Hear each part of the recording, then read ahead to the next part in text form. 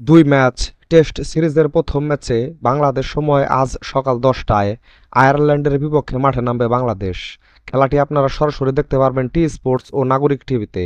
এছাড়া আপনারা মোবাইলে খেলাটি দেখতে পারবেন এইচডি স্টেমজেড অ্যাপ ও স্পোর্টজিফাই অ্যাপে। বর্তমানে টেস্ট র্যাঙ্কিংয়ে বাংলাদেশ অবস্থান করছে 9 নম্বরে আর আয়ারল্যান্ড অবস্থান করছে 10 নম্বরে। সেই সাথে বাংলাদেশ ও আয়ারল্যান্ড এখন পর্যন্ত টেস্ট ক্রিকেটে মোট একবারই মুখোমুখি হয়েছিল, যেখানে আয়ারল্যান্ডকে 7 উইকেটে হারিয়েছিল বাংলাদেশ। টেস্ট ক্রিকেটে আয়ারল্যান্ড নতুন দল হলেও তাদেরকে ছোট করে দেখার সুযোগ নেই। নিজেদের যোগ্যতার প্রমাণ দিয়েই তারা টেস্ট ক্রিকেটে নিজেদের জায়গা পাকা করে নিয়েছে। আফগানিস্তান ও জিম্বাবুয়েকে হারিয়ে তারা নিজেদের যোগ্যতার প্রমাণও দিয়েছে। তবে যেহেতু ম্যাচটা হবে বাংলাদেশের ঘরের মাঠে, সাথে বাংলাদেশের খেলোয়াড়রা যদি নিজেদের সেরাটা দিতে পারেন, তাহলে আশা করা যায় যে ম্যাচে আয়ারল্যান্ডকে হারাতে পারবে বাংলাদেশ।